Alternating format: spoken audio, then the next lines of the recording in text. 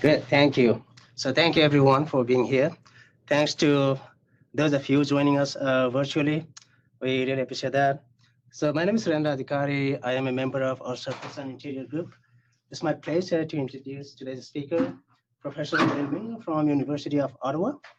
So Glenn has been at the forefront of glacial isostatic assessment research for more than 20 years now, I'd say. And so just a little story to share with you guys. When I joined Eric Ivins to do my postdoc, he asked me to do sea-level solver coding, which is basically the glacial isostatic adjustment theory. That's what you have to understand first. And then he gave me the printed copy of Glenn's PhD thesis. So you are actually the source of my information about GIA theory, in particular related to the processes due to the rotational feedback on the gravity and deformation field perturbation. So Eric is here too. Okay, so and Glenn is a fellow of the American Geophysical Union, and he has been recognized by many institutes internationally. So without further ado, I'd like to welcome Glenn. So take it on. Great. Thanks, Surendra. Thanks, everybody. Thanks for coming. Yeah, it's great to be here. Thanks for organizing this visit. I've chatted with most people here. It's been fun learning what you guys are working on. So, and hopefully we'll keep that communication going, right? That's part of the visit. I'm open, always have open ears to what people are working on. Have GIA, well, you've got your local GIA guys, but we're working together anyway. So, please get in touch if you have questions. So yeah, so I'm going to give you like a 50-minute kind of walk through GIA land. And the talk really has two parts. So yeah, let me just first explain the title a little bit. So new generation, what do I mean by new generation? Because that's quite a bold statement, because that means it's not just an incremental change. This is a big change in the models and how good they are. And really what that boils down to is Earth models that are spherically symmetric versus Earth models that are fully 3D. That's really the change I'm talking about. And the 3D modeling is not new, right? It's been around for about 20 years, but I'd say the community has really struggled to push these models forward in terms of being accurate and competing against the 1D models. So I think now we're at a place where we can really push them and really break through that challenge and basically produce the next generation of models. I think we're in that in the next, well, I'm going to give you an example for Greenland, so you tell me if you believe me or not. But I think the stuff I'm going to show you for Greenland is pretty cool. So I'll let you guys decide. I was hoping to include North America in here in Canada, but I can't fit it into 50 minutes. So, because the talk, as I said, it has two parts. Before I get to that, I'd just like to thank Parviz, who's one of my PhD students. A lot of the new stuff in this talk is based on his PhD, so a lot of credit should go to him and a bunch of co-authors there. A lot of this work is kind of interdisciplinary. We need seismologists, we need geophysical joint inversion experts, and various other people. So it's really a group effort. So as I said, the talk has two parts. So I've kept the intro pretty long. It's going to be like 20, 25 minutes, because I think some people here don't know much about GIA. So this is for you guys and for people online. And the second part is more for the experts, but I'm going to try and keep it still open enough so that everybody can get something out of it, right? Because that's where the new part is. And the new part is basically bringing in more data and using joint inversions to inform the GIA models and using neural networks to search the parameter space more efficiently.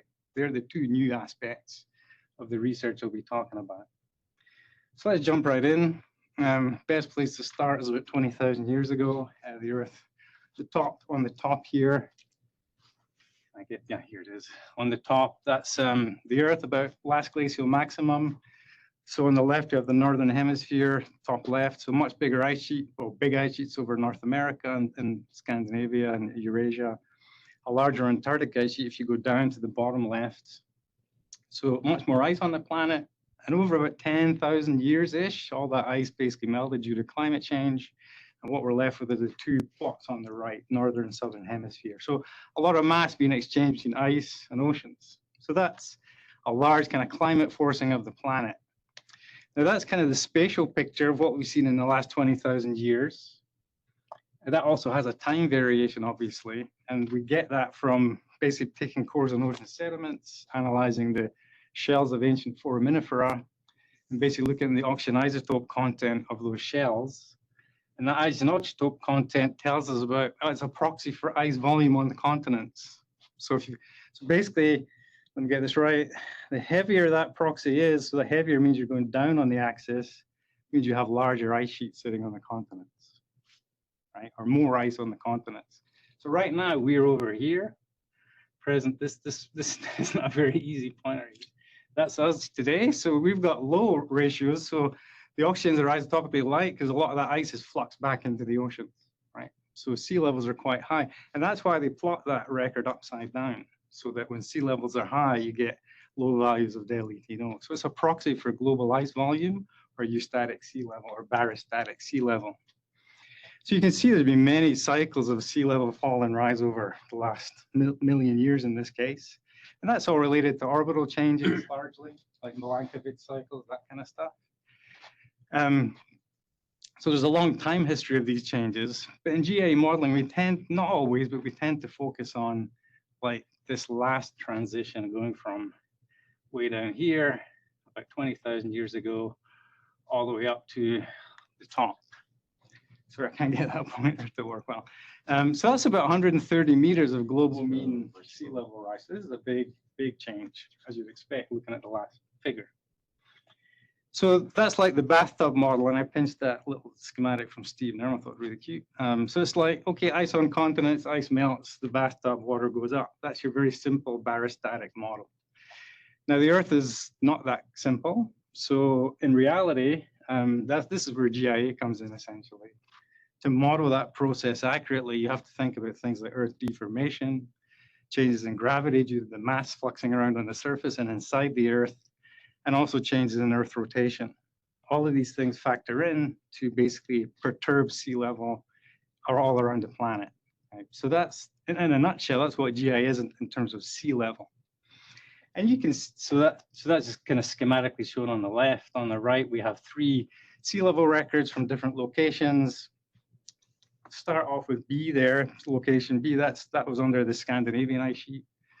So over the last 10,000 years, sea level has been falling by about 200 meters, and that's dominated by land uplift. Right? Even though you're pumping all that ice into the oceans, the uplift dominates the signal in those areas. If you go to A, so now you're getting further away from the ice sheets, then you're basically seeing, in a sense, the bathtub signal, if you like, just fluxing water into the oceans. That's Barbados, so about 120, 130 meter rise in sea level. And then C is also kind of far away, that's Australia, and that kind of shows that you can see sea level rising and then gets a high of a few meters above present, then it falls slightly through time. And that fall is due to GIA, it's nothing to do with climate change, it's just solid Earth deformation making the ocean basins get bigger, largely because these bulges you see at the edge of the ice sheets, they're sinking through the deglaciation. And that basically makes the ocean basin volumes larger, so the sea surface has to track that. And the sea surface falls globally. This actually happens all through the deglaciation, but you only really see it when the melting slows down around 6,000 years ago. It's kind of a small signal in the background that becomes evident later on. So that's kind of the sea level part of things and how GIA models are really important when you're trying to interpret paleo sea level change and relate the sea level that we measure on the planet to where the ice sheets were and how big they were and all that stuff. So it helps us understand paleoclimate. That's an important application of GIA models. The signal, that signal of the deglaciation is still feeding through the system because the Earth has a memory to all these past changes. So the major deglaciation more or less completed largely about 6,000 years ago. Since then, the changes have been fairly subtle, not zero, but smaller. So this signal is largely due to changes prior to about 6,000 years ago in most areas, not all. And you can see the kind of the dominant things that everybody's used to, like if you go to where the ice sheets where you got these large uplifts going on, but I've saturated the site. You get signals of order centimeter per year, right? The reds. So Canada, North America, Scandinavia, Antarctica, Greenland. As you move away from those areas where they were covered in ice, you see the blue bits. That's the peripheral bulge is sinking, right? So you've got uplift where the ice was, you've got sinking around the periphery of the ice. And then as you go into the far field, we call it, away from the ice sheets, you see some pretty subtle signals, like this big yellow blob down here. That's due to changes in Earth rotation, forced by the ice sheets doing their thing. So you get these more subtle effects in the far field that you can see. And you can also see some of the continents are yellow, that's because you're dumping all that water around the continents and they're getting kind of pushed up by the ocean load pushing down around them. So it's an ocean loading effect, right? So there's ice loading, there's ocean loading, and there's rotational changes all going on at the same time. So it's complicated, but the big signal is the ice sheet signal. And if you're trying to interpret, especially in areas near where we had former ice sheets, you're trying to interpret your data, you have to like land motion or tide gauge records for sea level change or gravity through GRACE or even Earth rotation data. You generally need to consider this effect. It can be very important. So that's where the models have a role to play to accurately estimate this effect, to pull it out of these signals so you can interpret it for whatever you're interested in. So it's important for paleo stuff. It's important for interpreting contemporary data sets. It's also important for looking to the future because the same models that we use to look at the past are the ones that we use to make projections of sea level change in the future, so-called sea level fingerprints. So that's what's shown on the right. So on the left is kind of an MB, I think it's MB3, ice sheet mass balance intercomparison exercise. Eric, you were one of the big players in that. So we know that the ice sheets are starting to really respond to the climate forcing we've seen throughout anthropogenic activity. And so the system is now gathering momentum. And people make projections of that, Josh and other colleagues. And then you can take those ice sheet projections and feed them into our model and project sea level all around the planet. Right? So it's important if you're trying to predict sea level where you live. What sea level, how much is it going to rise in Australia or South America, right? You need models like this to do that, to incorporate the physics.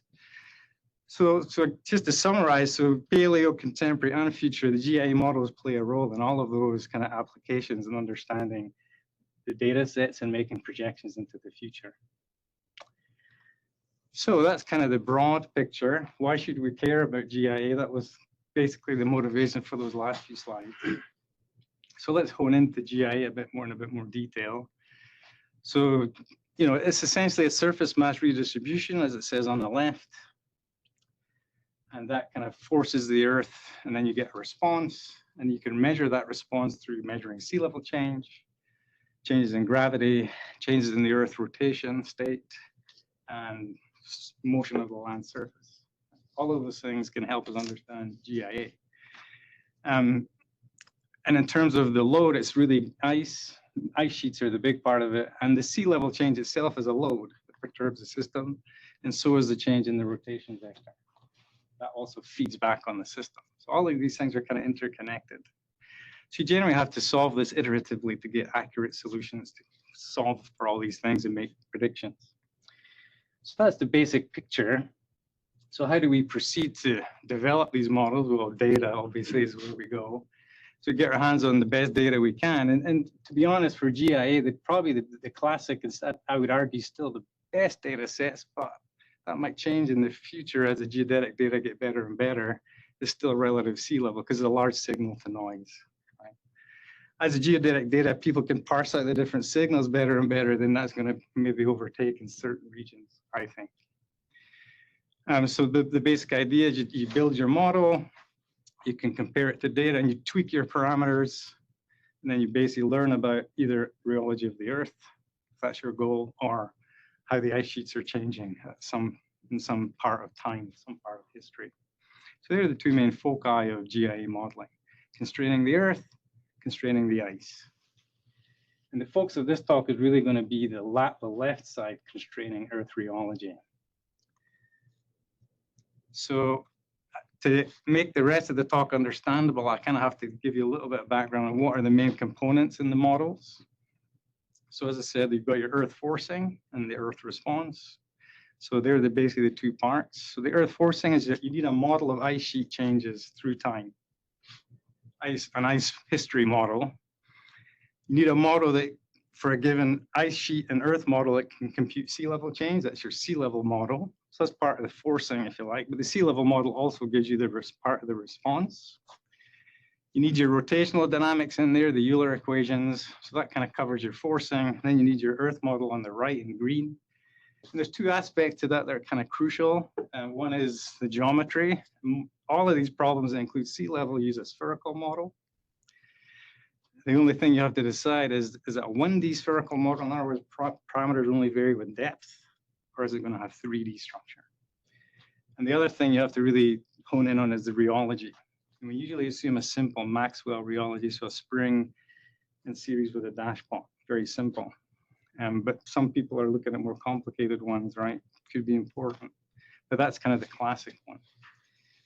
So today, I'm going to focus on 3D versus 1D structure in these spherical models, and hopefully convince you that the 3D structure is crucial, especially in some, well, we already know that for Antarctica, for example, but for Greenland, it's not so clear yet. And I think you can also argue that for North America as well. There have been studies on North America. Just this, not all of this is new, but I think we're starting to really have more confidence in how we build these models and make them more accurate. So when I say 1D Earth model, what do I mean? So it's basically a spherical series of spherical shells. This is kind of a plot I just grabbed from the internet. So you can think of the Earth like that as a first approximation. So on the left, you've got the chemical structure as you go from crust to mantle to core. On the left, the green stuff. What's more important to us is on the right, kind of the mechanical or the rheological structure, where you have the lithosphere, like the plates, the strong material. Then you've got the upper mantle, and then the lower mantle, and then you go into the core. So for GIA, the typical parameterization is lithosphere, upper mantle, lower mantle. 3 parameters, very simple, right? Lithospheric thickness and viscosity in the upper and lower mantle. And the kind of sad thing is that people that do this stuff still don't really agree on what that structure is globally. I think they're converging, and I think upper mantle probably getting numbers that are pretty close. But lower mantle is probably still not well constrained. Part of that is because the ice sheets don't really deform enough and see the lower mantle very well. So now, as I said, we have these 3D models.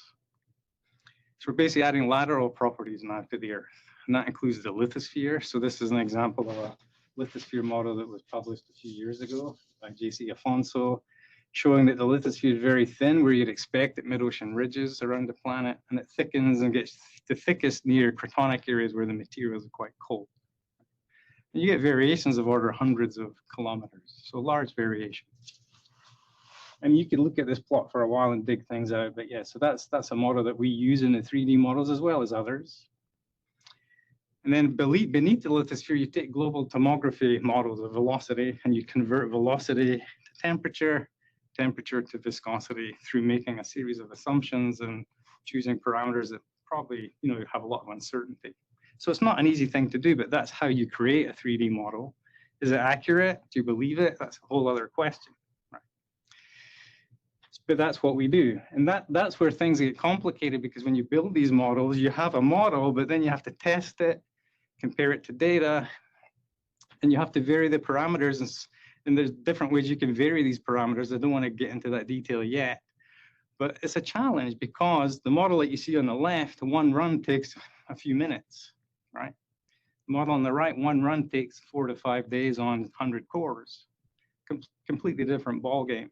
You can't run thousands of simulations for the 3D model. You just can't. Not yet, anyway. But it's very trivial for the 1D model. So the main challenge is, well, yes, they're more realistic. That's our job as modelers. Make models that simulate the Earth and add more processes and have better resolution and all that stuff. That's our ultimate goal, is to simulate the Earth accurately. But that comes with trade-offs, right? You have more parameters to play with. How do you constrain those parameters? Do you have enough data to really constrain them all? And the other main trade-off is the models are slower.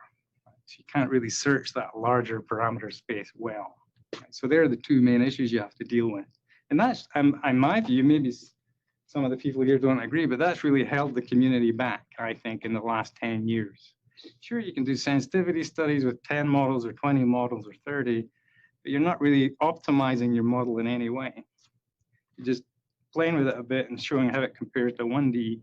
And I don't think it's really evolved much since, in the last 10 years or so. But I think the community is now pushing through that, and we're starting to see real optimization of these models. We're not there yet, but I think we're getting there. We're going down that path. So that's what I'm going to show you an example now for Greenland of trying to optimize these 3D models and compare that to what we've been doing with 1D models. And hopefully you'll see that we're fitting the data better. I'm not saying the model I'm going to show you at the end is the best and the greatest and can't be improved upon. It can, but I think it's a nice example of where we're going. And it illustrates that there's still a huge amount of uncertainty in these problems. And the 3D, adding 3D structure just adds to that uncertainty. So more data is going to be needed. So I have to backtrack a little bit for Greenland because I'm going to focus on Earth modeling, but I have to use an ice sheet model to drive the system, drive the model. So this is one that a lot of you guys know already, or at least some of you do. So essentially, we took the best geomorphological data we get our hands on. That's the left plot there. So it's basic data on where the margin, ice margin was at different times through the past.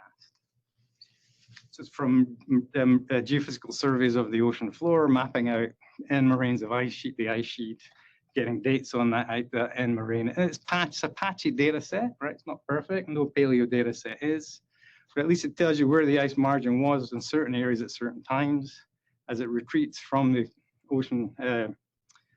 ocean shelf onto the land, right? So the ice sheet was quite a bit bigger and it kind of shrunk off the shelf. And today it's a continental ice sheet pretty much. So our model, after trying to fit these margin constraints through time, the final model we ended up with is there's 4 time snaps in the middle there. So on the top left, that's when it was at its fattest. That was about 16,000 years ago, about 5 meters of global mean sea level compared to today. So, you know, that's quite a lot. It's about 7 meters today. So in the past, it was about 12, right, at maximum extent, about 16,000 years ago. Then it started to pull back off the shelf, up kind of the troughs under the ocean. And it kind of became more or less land-based around 8,000, bottom left. And then it retreated to beyond the current margin, went smaller, or by about 4,000. And then it grew back again, especially in the southeast there, which Josh knows very well. And there's still a bit of debate on, well, how far back did it go and all that stuff, and that's an interesting question. But that's basically how it evolved in our reconstruction, if you like. And this was published about 10 years ago. It's getting old, but I'd argue it's still the one to beat for a Greenland-wide model, and it will be superseded at some point. And the volume change is shown on the right. So let's say it's about 5 meters of melting in Greenland over that period. So we take that model, we plug it into a global model, and I think we use what's a combination of Lev Tarasov's North American models and ICE6G or ICE5G everywhere else. I can't remember which, ICE-XG. So that's our loading model. Can I just ask a quick question? Yeah. Can you go back to that previous? So an A was most of Greenland then terminating with ice shelves like So Antarctica is? back at 16, it probably was, a lot of it was marine terminating margins. But to be honest, nobody's really, because the sea levels were lower too. Yeah. So you'd have to model it to really see, well, which parts were marine and which parts weren't. It's a good point. I was actually thinking of that as putting the slide, because everybody assumes it was marine because it's on the, you know, off the continental shelf, but or off, you know, on the ocean floor. But sea levels were quite a bit lower then, so it's not obvious. But it's something you can simulate in the model. I'm not saying that's right, but it'll give you at least an idea, right? That's a good point. I'm sure some parts were. And they might be the more interesting parts, actually.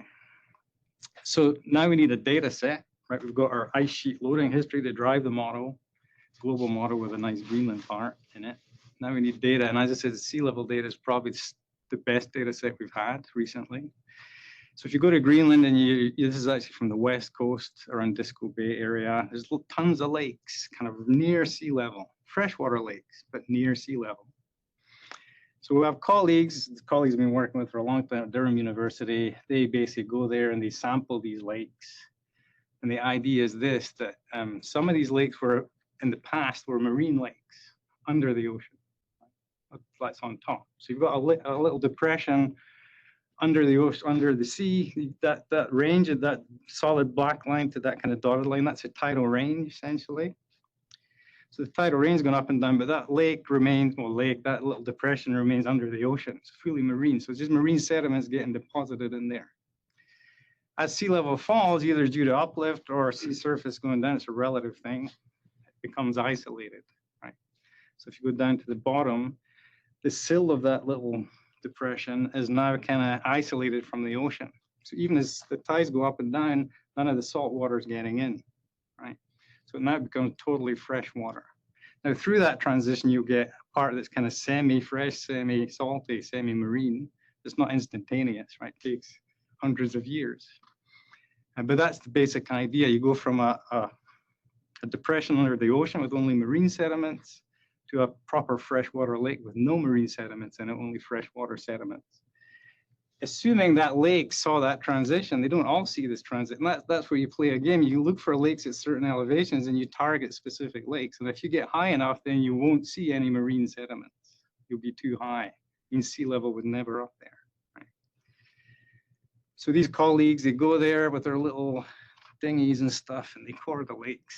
And it's a lot of fun, actually. It's work dragging these things around up to these lakes, but they core it, they preserve, take the core sample. And this is a nice example where you see the kind of the gray marine sediments on the bottom transitioning into your kind of peaty freshwater sediments on top. So that's what we call an isolation basin. And what they'll do is they'll take that back to the lab, they'll slice it up. They'll look at basically microfossils of different species, some that have better salt tolerance than others, and they'll do a statistical analysis to nail that transition. And when they do that, they come up with basically sea level data. So that core, assuming they got the right kind of microfossils in it, will give you 1 point on this curve. And I don't know if it's even from that location, but basically that core will give you 1 sea level point. So they go to different lakes at different heights, and then they can make a sea level curve for that area, right? So it's a lot of work that goes into creating these curves. So that's how you build a data set, and that this has been, you know, it's been improved a lot over the years. So Glenn, on the figure there, it shows very little, if no, error bar in the Yes, vertical. that's right. I recall Sarah saying that's real. It's about Yep. half a meter. Yeah. Half a meter is their So it's uncertainty level. extremely So, accurate. I mean, this is the gold standard, right? And this goes back to people in Scandinavia. They kind of invented this method. And it's kind of the gold standard in these uplifting areas, these isolation basins. If you can find these basins, you can get the best data for sea levels, or one of the best data sets you can get in near field areas. So, you know, this is, you know, this data isn't all over Greenland, but we have quite a few of these curves now, thanks to Anthony and Sarah and others doing this kind of work. So this is the data set we have on the left. This is a distribution of data points.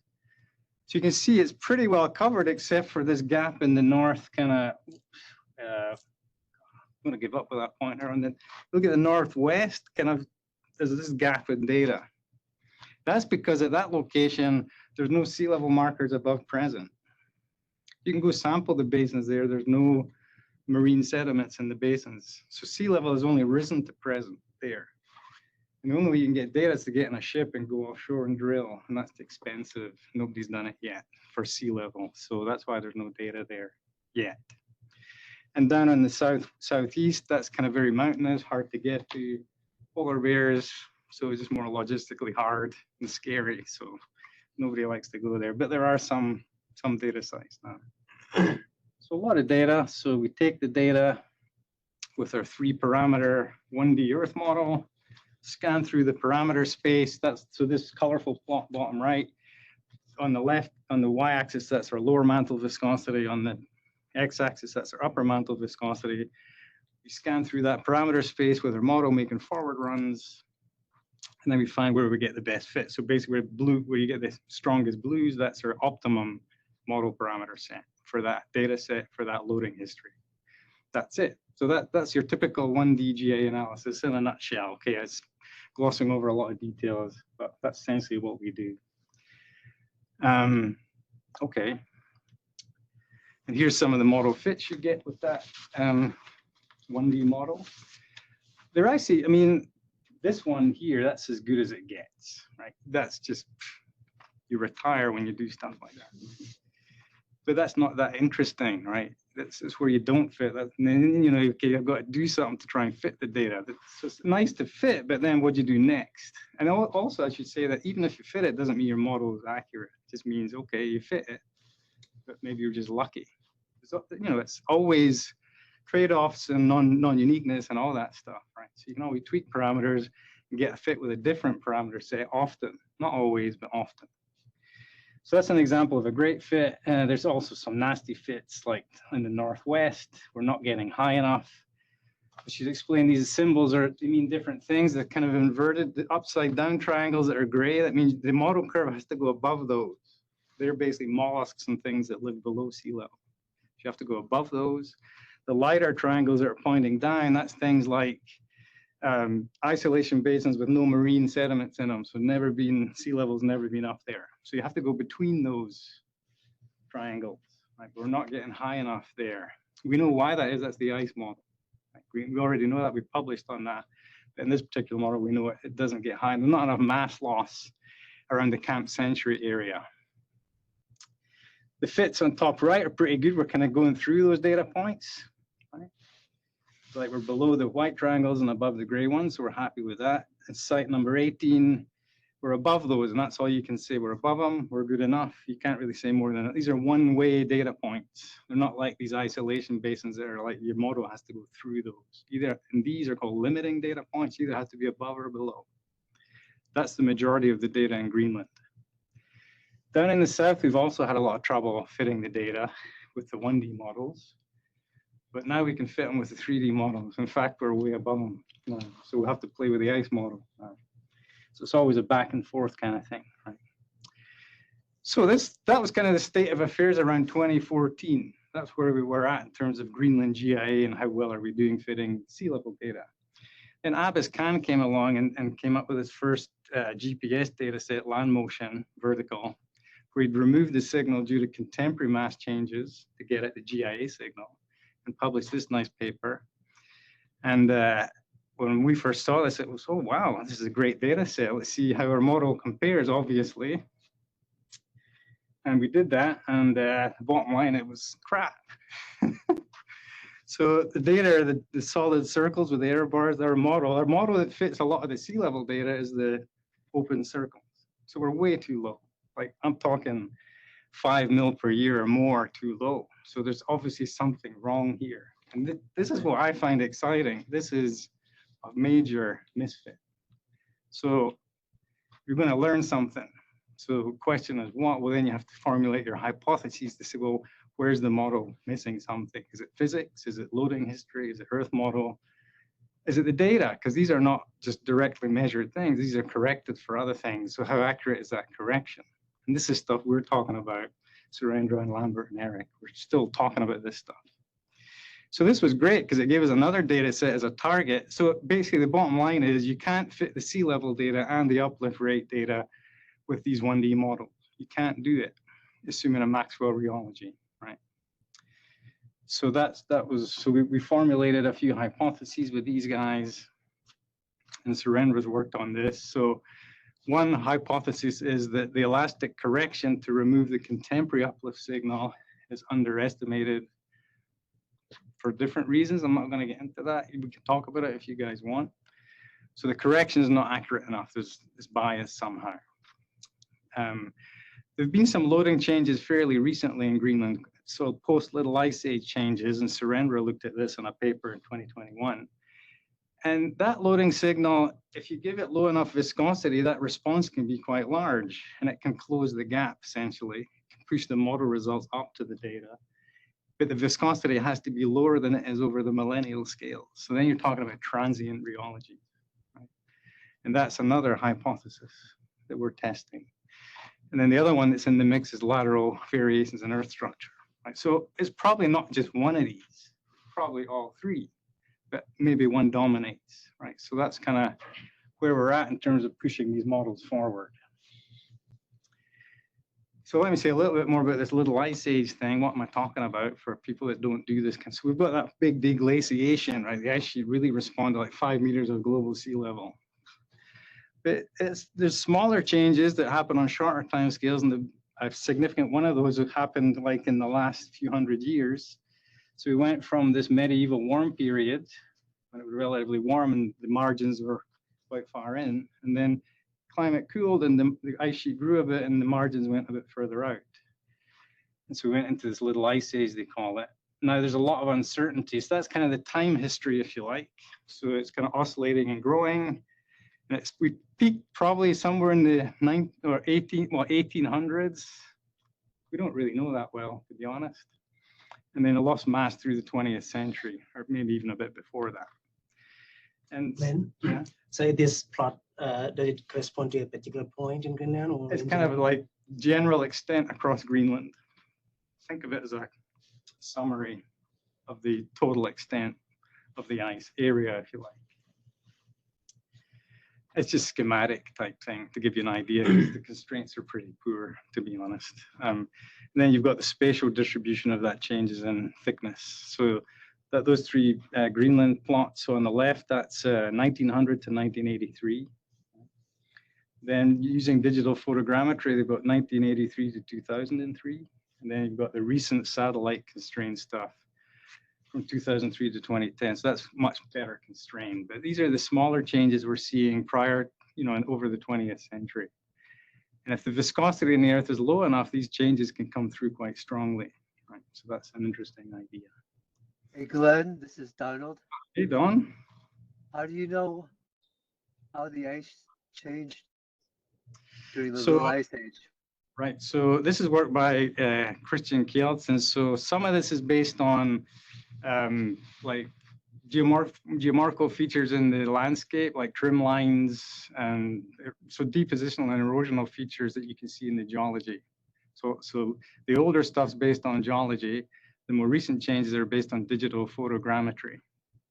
So yes, there's a lot of uncertainties in this, but that's the model they published, and it's out there and people can certainly criticize it, but that's what we have to work with. It's not perfect, but that's how they did it. So the older stuff's based on glacial geology, and the more recent stuff on digital photogrammetry. Thank you. Sure. Okay, so now I've kind of given you the background. So we have these three hypotheses or testable formulations. And I'm now just going to focus on the last one, lateral variations. So Surendra's done a bit of work on the middle one and the first one, I guess, and Eric and those guys are working on that. We're kind of working as a team trying to figure out which of these is more important. So we're kind of covering the lateral stuff. So how are we doing with these lateral models? Why are we getting better at putting structure into these models? So in terms of this work, the main, you could say the platform we're building on is using multiple data sets, not just GIA. GIA will never tell you what the 3D structure beneath Greenland is. It's just not sensitive enough to the structure. You need more data, and you need data that can really resolve things, especially in the shallower part of the Earth. And so that's where we go to this software called LitMod, written by JC Afonso, who's a collaborator on this stuff. He's in the Netherlands now. Actually did his PhD not in Ottawa, but not at Ottawa U, at Carleton, our competitors. But he's a nice guy. I won't hold that against him. So the nice thing about this software is you can throw as much data as you can get in a certain region into the inversion software. So gravity, so that's kind of listed on the left with yellow, not circly things. So gravity, geoid, surface heat flow, absolute elevation, travel time data, magnetotelluric, gravity gradients, surface waves. If you have all that information, it will plug it into the algorithm and you'll get answers. There's also some mineral physics constraints that they put into it as kind of a priori constraints. And then there's the physics that it basically solves analytical equations. It basically does a search through parameter space using analytical equations. It's very, very fast. And there's thermodynamics in there, Maxwell's equations, various things, Stokes flow and other things. I don't really know the details that well. This was Parvi's work essentially with JC. And it's all in a kind of Bayesian framework. So basically it samples through, it does a Monte Carlo search. You run like hundreds of thousands of models, parameters, and it basically only keeps the ones that are consistent with all the data sets within some uncertainty. So you get what you get out of all this. Actually, before I get to that, So Parviz, who's working on this, he's had 3 projects in his PhD. The first one is to improve their seismic constraints. So we use surface wave data. So essentially an earthquake goes off top left. So up here, you've got your earthquake source. Earthquake goes off, sorry. Hopefully you can see that's that little dot on the left. The body waves go into the earth. And as they go into there, they get refracted back and they interact with the earth's surface. And that interaction leads to surface waves, Rayleigh waves and Love waves. They propagate kind of near the surface, the upper few hundred kilometers for the non-seismologists. So they propagate along the surface. They sample velocity structure down to about 300-400 kilometers at best, right? So what you do is you look for seismic stations on the right plot. You find a pair of stations, and any earthquake that goes off in Alaska or wherever, and that trajectory comes across, that surface wave comes across Greenland. And if it lines up with any of those stations, you can measure, you get an estimate of velocity between those stations. So ideally what you want are earthquakes going off all around you, and basically you get samples of velocity structure at different orientations all over Greenland. So that's the ray paths or the great circle path we have constraints for over Greenland. And it's pretty good, right? It's gotten a lot better over the years as more stations have been put out. You could argue in northern Greenland it's not great, but we know that's a limitation. So anyway, so that's the seismic data, because that's probably the most important data set in the joint inversions. That gets weighted the most heavily because it has the greatest sensitivity to properties under the surface. So that really has a strong weighting in the inversion. So it's really a key data set. Heat flow data, so we used one published a few years ago by Yasmina Martos. This is a plot of the heat flow data over Greenland. So reds are hotter and blues are less heat flow, I should say. So we take that with uncertainty. So all these data sets have uncertainties when you plug them into LithMod. Those lines that you can see, so there's an interesting history or geological history about Greenland. So the Greenland landmass, because of plate motion, went over the Iceland hotspot, right, over the last, we're talking about 60, 50, 40, 30 million years, that kind of time frame. And so if you go through time, so if you think of let's think of it with the Greenland reference, so it's the hotspot that's moving, but it was actually the opposite. So well, according to this paper, their preferred route is up here first, and that kind of went down through Greenland and came out just to the west of Iceland, right? That's their preferred path. All those other lines are other people's preferred paths. So it's not, there's arguments. Depending on what data set you're looking at, you might prefer one path over the other. So the work we're doing, we'll say a little bit about that, as well as the GIA stuff. It's not just going to be GIA constraint. But that's another data set that we plug in that makes a difference. So how does it? Glenn? Yeah? How do you measure the heat flow? Good question, Don. I was hoping nobody would ask that. But it is a great question because obviously it's covered in ice, right? So what they did is they use magnetic data. You can take magnetic data, and from that you can infer a Curie depth. So depth at which the rocks no longer hold the magnetization because they're too hot. Now I don't know the subtleties of that, but that's basically it. So it's magnetic data, making assumptions about properties of the rocks and on average across Greenland. And then from that you can estimate, with the data you can calculate at what depth you see no remnant magnetization. And that gives you an estimate. And we know the Curie temperature for your typical crustal minerals. I'm looking at this as if Don's up there. So that's the basic idea, Don. But I mean, it has large uncertainties. It's like the uncertainty is like 10 milliwatt per meter squared. So it's significant. So that's plugged into the inversion. So, you have to take it with a grain of salt. And you'll see other estimates of the heat flow. And they'll have some features that are similar and others that are different. But I'd say they're converging over the years. So, I think as more people look at Greenland with different data sets, we'll get better at it. But that's one of the better ones we have at the moment. But if you want to chat more, Don, I'd be happy to. So we make our grid over Greenland. We also included part of Canada because the GIA signal is also propagating across from North America. Right? We're on the bulge, essentially, of the North American ice sheet. So these are all of our grid points, and we do a profile each of those and then do inversions at each of those grid points. Now they have different symbols because you have to tell the model, is it ice on the surface, or is it sediment, or is it rock? And is it continent, or is it ocean? That's kind of part of the parameterization of the model. And then you basically do all these inversions at all of these grid points. I can't remember how many there are, hundreds. That's what Parviz did. And the inversion basically kicks out whatever property, well, it kicks out temperature, density, seismic velocities, mineral physics stuff. It kicks out a lot of information. Not all that we need, but a lot of it would be useful. But the key one for us, if we're trying to get at viscosity, is temperature. So I've shown, this is a profile for that grid point that I've circled in red. You get a temperature profile. The gray band are the accepted solutions from the inversion.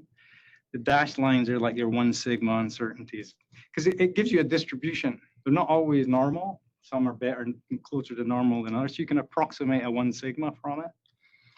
And so you basically get that for each one of those triangles or circles all over that map.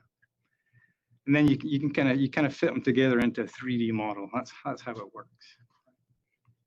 And again, glossing over a lot of details here, but happy to chat if anyone's interested.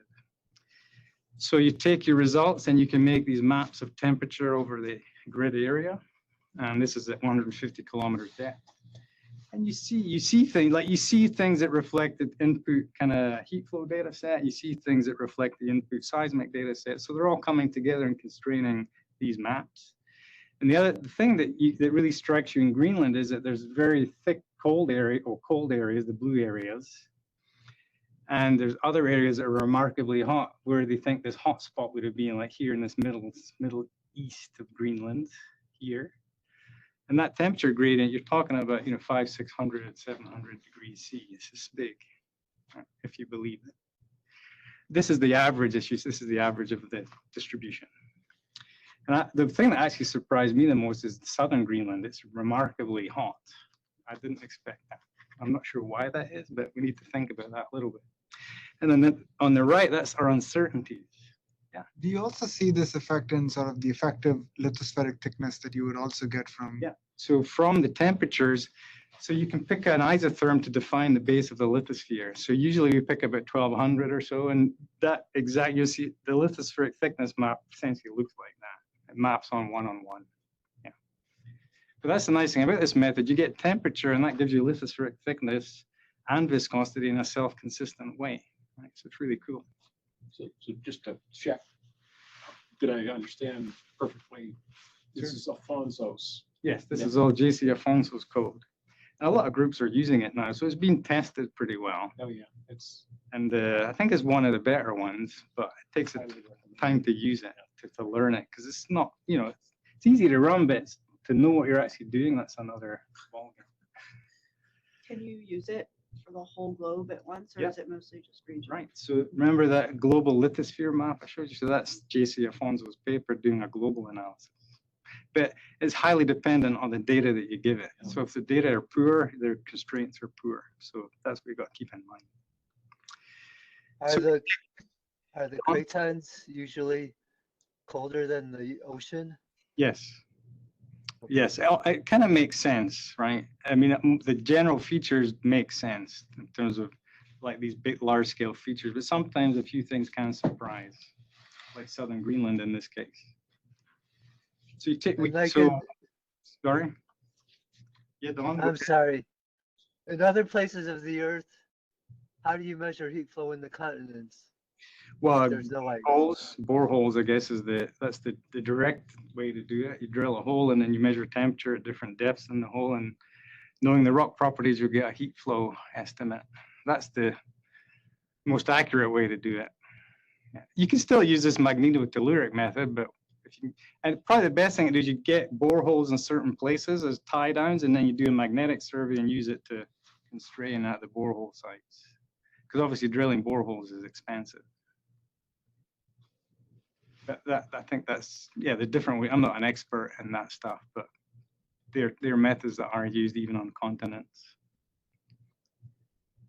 So we take our temperature map and we use an Arrhenius type law and that kind of red triangle to estimate viscosity or perturbations in viscosity from an average temperature. And so we do that. We can put in different epsilon values that make that relationship stronger or weaker because we don't really know exactly. And this is a fairly simple relationship, but it's a good starting point. And then we get viscosity structure that looks a lot like the temperature structure, although Parvi's, the red stuff is actually the cold stuff in this plot.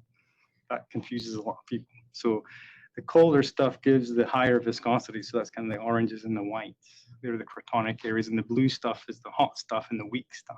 Okay. So anyway, let's, I can see my time, I'm almost up. So let me try and wrap up here. So the last step in this process, and I've only got one slide on this, it's not really giving it enough justice, but I just couldn't cover it in detail. So we have this nice 3D model now, or at least good estimate of lateral variations in viscosity. Now we have to add it to a 1D structure to put into our global GIA model. So often what people do is they'll go to a 1D modeling analysis in GIA like we did 10 years ago and come up with and take that as the optimum 1D model and just add this lateral structure to it. But that gives you a biased answer because you're using a 1D model and optimizing to that. But it's not necessarily the right 1D structure to add to the 3D model. Right? It's quite a subtle point. The GIA people will be quite familiar with it. So what we're doing now using artificial neural networks is to sample the 1D viscosity parameter space, so upper mantle, lower mantle, and lithospheric thickness. And instead of having to run 400 models, we tested well, we did run 400 to test it, and then we tested it against sampling this parameter set, like with 20, 30, 40, 50 or so many models. And we found a sweet spot around 50 models. So if you can train it on 50 model runs that sample this parameter space, and then it can emulate the results fairly well. It's not perfect, but good enough so that you can get an idea of where your optimum parameters are, right? So this is the same as we did for the 1D model, but it's using an emulator tied down at those control points that you see on the left-hand side. So you can test it at those points, but how well is it doing away from those points? Well, we think it's doing okay, and certainly well enough to get a rough idea where the minimum is. So you get a rough idea through the emulator, and then you can hone in on that part of viscosity space and chug through it with the full 3D code and really pin down your optimum 1D model for that lateral viscosity model. So that's what Parviz has done for his thesis. And you'll see down here in the bottom left, so the 1D optimum parameters, the thing that really stood out to me is 120 kilometer thick lithosphere all over Greenland. For the 3D case, the best average 1D is 46 kilometers. So it's the other end, complete other end of the spectrum in terms of lithospheric thickness. Yes. I'm a little bit confused in like, what are you optimize? Like, what is the parameter space that you're playing with for the 3D models? Because I thought the framework was you already built in the entire constitutive relation. You knew what the spatial variations and the properties were. So what is the tweakable knob here? So the knob here is that our 3D model, well, okay, the 3D model has two parts. It has the lit mod stuff that only goes down to 400 kilometers and only covers Greenland. So we have to take that and we have to patch it into a global seismic model to get our global, because you still need to get a global model out of this to do GIA and do sea level and all that stuff. So this part is to ensure that the 1D average that we're adding that structure to is optimal for Greenland. That's all it is, because you can't pick the 1D structure you get from your 1D analysis because it's biased because it was only 1D. You're missing all that lateral variation. It's a very subtle point, and you know, I'm glad you raised it because even I have to think about that. And I'm not, because we get these temperature profiles. So why don't we use those? But we can only use those down to 400 kilometers. So there's stuff that we could probably work with here, but this is how the model is set up. So this is how we're using it at this point, but we might do it better in the future. If I can add something, because I think it's obvious to you, but maybe not everyone. The seismic gives you indeed the variation, but it doesn't tell you what the mean viscosity is. Right. So you know what the variation is, but not the background profile. It's very subtle. So this is part of the search then. Yeah, because it's really a 3D, and the lit mod gives us good hold on the lateral and depth to a certain, but when you go to the global models, you don't really know what the mean is. So that's why we're doing this search for the 1D to just come up with an optimal for this lateral structure model that we're using. And you'd have to repeat this process if you take a different lateral model, right? It's not universal. It's only for this particular lateral structure. We should probably give you a chance to put up your conclusion slide before 12 because people will jump off. Okay, yeah, right. Thanks. Yeah, so Dive into discussions. So anyway, so the optimum is very different to what you get with 1D models, and that makes a difference, I have to say. So let me kind of show you some results. So sorry, this is coming out in geoscience model development if anyone's interested to dig through the details. So here we go. So there's our 1D. So I'm just going to show vertical land motion because it's quicker than looking at 100 sea level plots. So that's your 1D.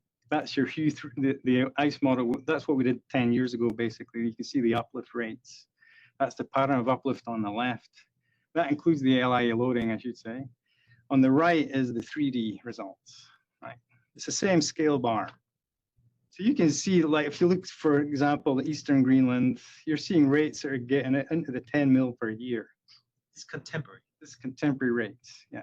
So we're like 2-3 times larger rates in some So areas. you said you have included LIA loading. Yeah, in this is both LIAs cases. in both of these. Right. And And this is a very recent this result. just came out like last week, or this is hot off the press, so we still need to talk about it. But it makes a difference. It's not small. Yeah, it looks like Iceland is really different. Iceland's really different, yeah. So, you know, and just to, so the LIA stuff, if you just separate that, so that's left is just deglaciation, right is deglaciation plus LIA. You can see that it certainly makes a big impact, certainly in Eastern Greenland, right? Because it's a very recent signal and the viscosities are so low and the lithosphere so thin, has a big impact today. And you can compare that to the rates. So there's a lot here, but basically, just to be quick, the data are, and this is Daniel Berg's new data set. That's also changed since Abbas's data set.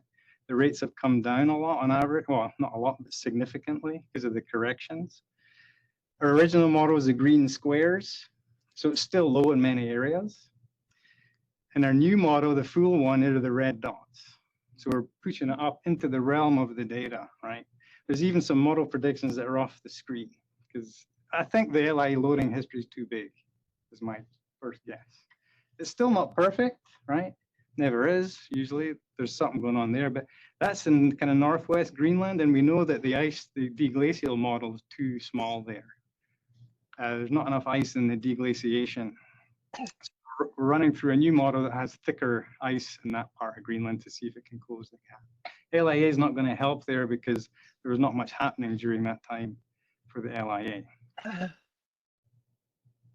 So basically, it's closing the gap, and we're thinking it's going in the right direction. It's pretty clear that it's not a small effect. We have to do better with it. So summarize. So I've demonstrated 2 ways in which more accurate 3D models can be generated. So using this multiple inversion, joint inversions, use of ANNs to better explore the parameter space. New model shows large variations in Greenland, and it's surprising. I mean, Antarctica, yeah, we all know there's some huge variations. In Greenland, people weren't so sure, but I think now we're seeing that, yeah, can't ignore it. And the improved 3D model does a better job. It also fits the sea level data better. So we're fitting both data sets relatively well, as at a quick glance anyway. And looking for, and I'm talking about 5-10 years forward, we're going to take this approach and apply it to different areas. We're now looking at Canada, all of Canada. Hopefully there'll be some initiatives for the US. So the LitMod type stuff, right? But this has to go in parallel with developing the ice sheet models, because the ice sheet models we use like 6G and all that stuff, they're assuming a 1D rheology. So they're already biased. So if you take a biased model and try and use it with one of these 3D models, your fits will be worse just because the ice model is already biased. So we need ice sheet models that are consistent with the new 3D Earth models. And that's not going to be easy. That really requires coupling experiments. Holly, yeah, I'm looking at you. So that's kind of the direction we're going in. And that's what's going to bring us this new generation of GIA models. So it's really a community effort, right? Thanks, guys.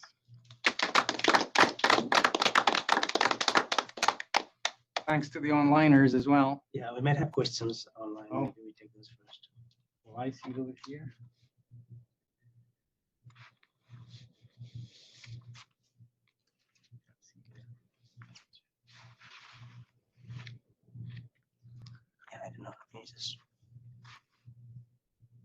Donald has a question. Go ahead, Don. If can you go back to the slide with the parameter space, lower velocity, lower mantle viscosity versus upper mantle viscosity? For the 3D stuff. This one? Yes. Okay. Right. So am I right in taking away that the upper mantle viscosity is about 1 or 2 times 10 to the 21st Pascal seconds? So upper model, yeah, it's 1 times 10 to the 21, right? So it's gone up compared to the 1D analysis. That's right. But that's just the average, because remember, we're adding lateral properties onto that. And it doesn't really depend very much on viscosity of the lower mantle because it's yellow going from the bottom to the top, green going from the bottom to the top. Yeah, right. So It's pretty right. And that's typical for Greenland. It's not so sensitive to lower mantle because it's a smaller ice sheet. The sensitivity is coming from Laurentide. Right. So then my second question is, this 1 times 10 to the 21st, it would have a characteristics time of like 5,000 years. So you wouldn't be able to see the little ice age. Well, So, we have a much, well, we've run some tests and surrendered it too. Like you need to get into the 10 to the 19s to see a significant little ice age signal. If you do, so in your model, what is the viscosity of the upper mantle well, where it's, you have the little ice age response along the southeast coast? so basically that plot shows you the viscosity, but we're just shifting it up or down to reach that kind of 1D, to get an average of that 1D profile, but that's the lateral variation. So in places like Eastern Greenland, we're probably getting into the 10 to the 19s, maybe even 10 to the 18s. I haven't looked at the numbers yet, but low, very low. Certainly 10 to the 19 to get such a large LIA response. But then in the middle of the continent, you would have to have 10 to the 23rd. No, you'd have to have higher than 10 to the 1 times 10 to the 21st, right? I mean, this plot, so this is 200 kilometers. So in the cratonic areas, you're still arguably in the lithosphere, right? Depending on how you define the lithosphere-asthenosphere boundary. So you'd have to push it deeper. Because that's the other thing here. We're talking about spatially varying lithospheric thickness. So it's, it's complicated to think about this stuff. We do have maps of lithosphere-asthenosphere boundary. Actually, let me bring one of those up. I know we're gonna. Did we get kicked out of this room? Or? Oh, no, here. Okay. No, you're not getting kicked out. There are a few questions online. When you're done in the room, I'll ask them. Sorry, that went back to number 1. I'm going to show you a plot that shows our lithospheric thickness estimates when I get there.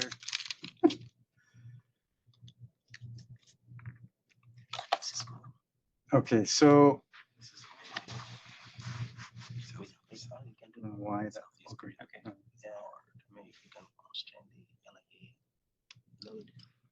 So it's coming up at some point. Next one, hopefully. Yeah. So this is our lab depth on the left. So it basically correlates with the temperatures. So you've got these thick lithosphere in the northwest and in the kind of central south, getting up to, in the 200s of kilometers. Now, I should say this is defined as depth to a given geotherm. I think it's 1250 degrees C. Now, that's not necessarily the elastic thickness. That's something else. And this is subtle. So the elastic thickness will be less than this, but I don't really want to get into that discussion now because there's other questions. Is it elastic, the lithosphere? Sorry? Does the lithosphere equal the elastic layer? Yes, in the GIA models, we assume the lithosphere is elastic, but in this case, it has spatial variations in thickness, but we still assume it's elastic. That's right. But that lithospheric, asthenospheric boundary should be the thickness of the elastic lithosphere, right? Not necessarily, that because the shallow part of the lithosphere can fail through faulting, so it's not acting elastically. So the elastic thickness is always less than the depth of the lab. And this is a very messy part of geodynamics. And I'd be happy to sit down and actually, there's a great paper on this by, I've forgotten his name now, but I'll send it to you because it talks about these so you can estimate it in different ways, and they're all give different numbers. So you just have to be very careful. But this is one common way to show it: lithosphere asthenosphere boundary based on a geotherm. Thank Yeah, you. we can happy to chat about that later, Dawn. Yeah. So there's we have other more questions? online. Margaret, maybe. Yeah, so there actually are no questions in the chat. Sorry about that. Okay. If there are any other questions in the room or anybody online, you can unmute and ask a question.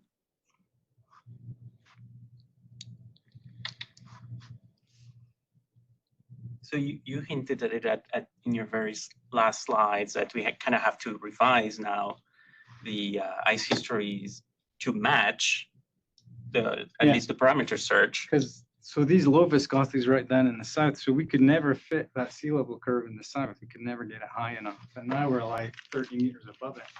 I think part of the problem is that in the first place, the models that were popular, we never had a really formal uncertainty on them. Right. And they were kind of like, we don't know if it's a local maximum somewhere that's hyper, being hyper fit to the structure.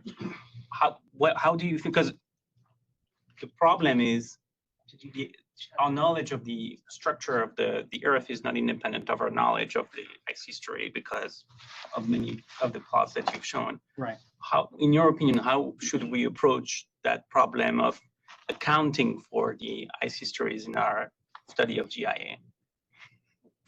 That's a hard question. So Glenn, that dovetails right into my question. And that's probably even harder, right? And I think joint inversions, like, there's always going to be trade-offs. And one of the nice things about this LitMod stuff is that's independent of GIA. And it gives, so I didn't show you the uncertainty bars on those uplift rates. They're not small, especially when you get these low viscosities. They're like, so I'm thinking a lot of those sites are going to be within uncertainties. But then you can look at biases, I guess. But the ice model question, I mean, people have tried different things over the years. There's ways to do it, like looking parameterizations at like decay times. You can't do that in Greenland because you don't get these nice clean decays. So it's messy. I don't have a good answer for you, Lambert. No, so is there a way to calibrate this by using only the decay curves on the Angerman River? Oh, right. So maybe extend that grid to Hudson Bay and then use that as a control. It's there. I mean, you could do that. According to your work, yeah, you could do you that. do pretty well. And then you're less, then at least you have a constraint that's not so sensitive to the ice loading history. Yeah, so that. But then that tells you about only that place. Is the At problem. least you have the viscosity model. Right. So if you have the lateral stuff in there, at least down to certain, then the depth stuff becomes an issue. But it's something to try, just to see how, does it shift it significantly? That's a good point. But we're kind of learning as we go along with this. I see something popping up in the chat box. We cannot read it from here. So if Margaret or whoever is posting, we'd appreciate it if you could read that. Sure. Eric Fielding is asking, what are all the lines on these figures? I missed that in the talk. Different estimates of Iceland hotspot motion is what Don replied. So that's right. Thanks, Dawn. Oh, yeah, coffee. So Felix, did you have a question? Just that, and that last plot where you showed how your model fits the GPS vertical rates, those rates themselves have to be corrected for your model, right? Or yes, so done in that plot, or yes, they're the corrected. So that was just published. Somebody working, well, Daniel was here working with Surendra, and they just published those new rates in January in GRL. Okay. So compared to Abbas's rates from 2016, on average, it's come down about 1 mil or 1.5 mil per year. So it's a significant drop. And we knew that was part of the, the difference. It was to do with that correction because there's lots of subtleties there, and Eric and these guys are looking at it too. So as I said, I think it's probably all three of those things, to be honest, like the correction, the 3D structure, and also potentially non-elastic. And you and I had talked privately on the model, but you can say it again because I think that's what you said, that when you apply these corrections over the entire Greenland ice sheet, the contemporary mass loss rate of 280 gigatons per year last 20 years from Grace Fall on isn't really significantly changed up or down because it tends to average out over the entire I ice sheet. think Is that's that the case. Yeah, I think you still probably get similar numbers for the average mass loss over the whole ice sheet, but basin wide, Nationwide would be different. like especially, yeah. yeah, especially in this eastern. All part. ice sheets should be on the order of 20 gigaton per year. 22, 25, it could be plus minus 5. for the net correction. Well, I guess in any case, right? The difference, you mean, Because from ice even in 60 our years. 2021, in some way, we use the elastic corrected GPS data to constrain the not pseudo, but GIA model, right? But this is a 3D GIA model. It is going to have different special pattern, obviously. But all in all, I should wide like whole as a whole, maybe should not. I mean, we'd have to a lot of test what it. Right. we don't touch on here is a totally different talk, and I know we're way over time. Anyways, it's interesting.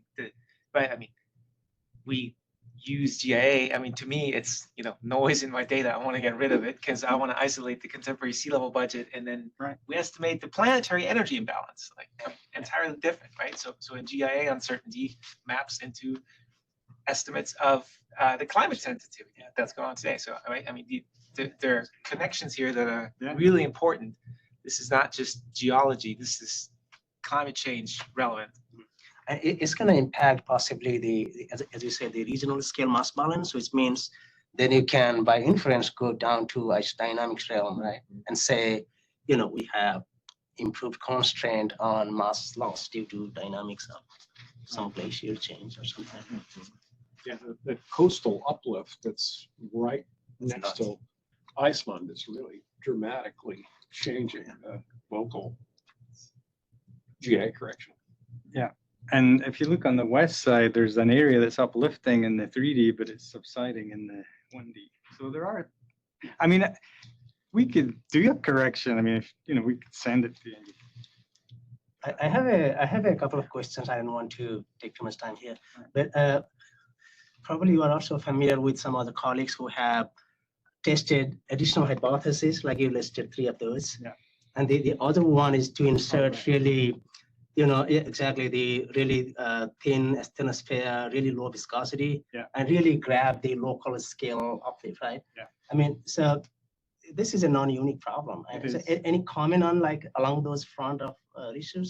Yeah, I mean, I think it's a nice idea. So this paper said, well, the little ice age loading is very localized compared to the ice sheet loading. So you could put in very shallow structure that would really only affect that signal.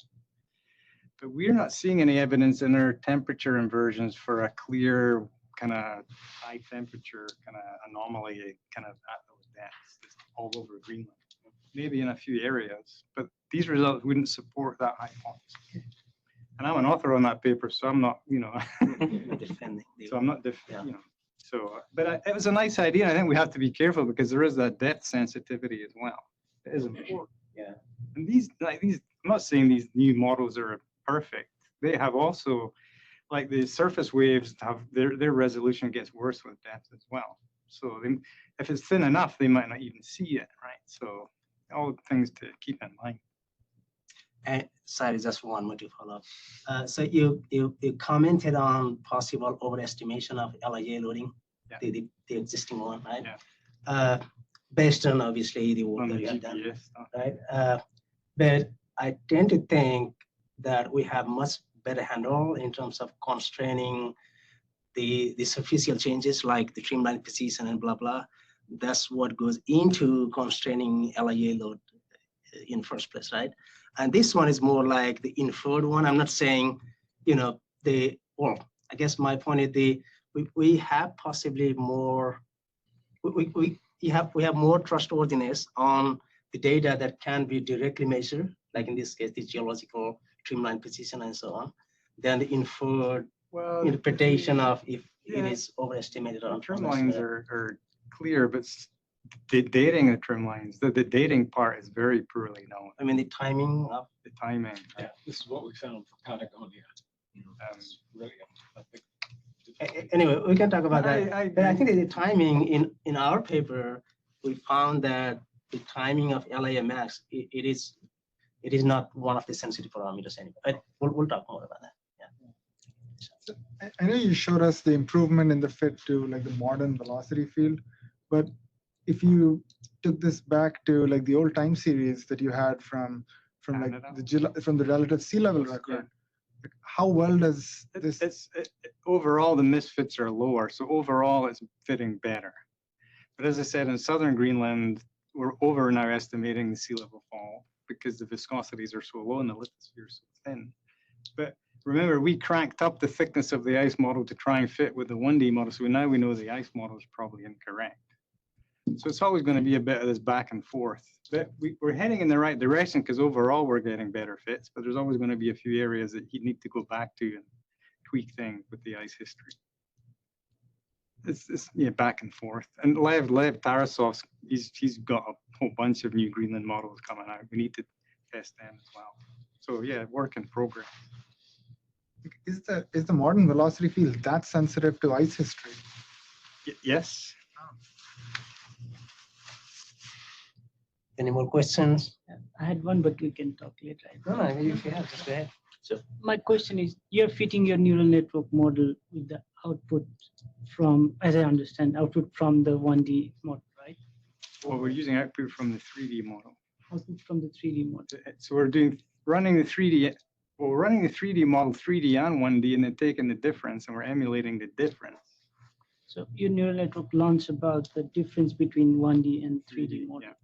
But if your model, like if the parameters are uncertain and if your original model has some uncertainty, do you also propagate the uncertainties to neural network model? So or you mean how like do you numerical errors and things? Yeah, so we did some tests and we're quite happy that they're not having a big effect. I mean, the emulator, it works relatively well, but this is like our first stab at it. And there's other people who have been looking at this for other aspects of the problem, and it's going to get better. But we've still got a lot to do with it, but it's promising. Excuse me, sorry. Thanks for all the Great talk. questions. Yeah, thanks, Yeah, I guys. think I Thanks agree. for coming.